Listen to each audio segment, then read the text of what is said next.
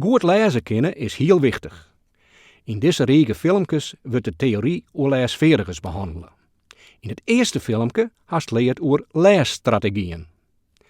In dit tweede filmpje gaat het over schreeuwdoelen en tekstsoorten.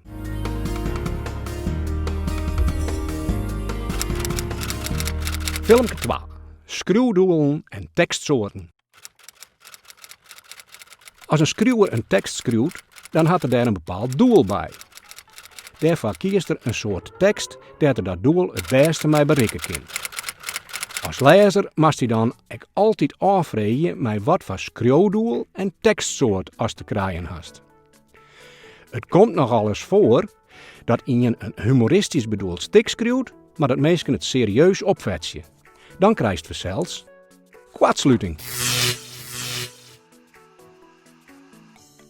Om het schreeuwdoel te bepalen, denkt snij over de vraag: waarom is deze tekst schreeuwen?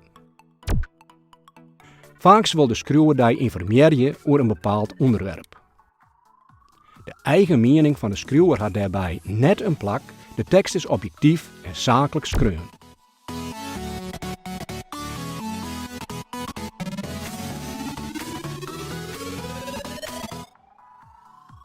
De schreeuwer kan die ook uitsjoegen willen en schreeuwt dan een subjectieve tekst. De schreeuwer gebruikt argumenten en voorbeelden om zijn of haar mening terugkomen te laten of te versterken. Als de schreeuwer die als lezer aantruinen wil, dan wil hij wat dwaan laten. Dat gaat wat verder als uitsjoegen.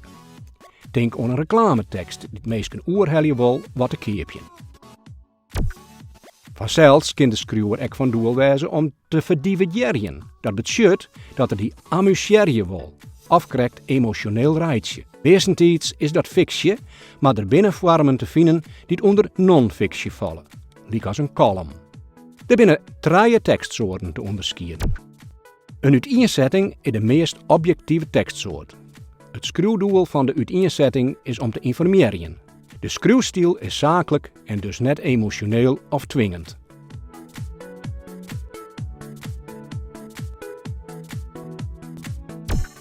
Een scoring zet verschillende meningsvallen qua oer om de lezer verschillende kanten van het verhaal te tonen.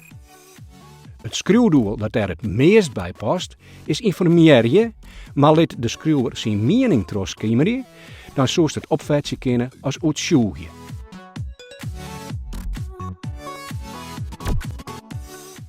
Een redenering of betoog is sterk uitsjoegend wat schreeuwdoelen aanbelangt.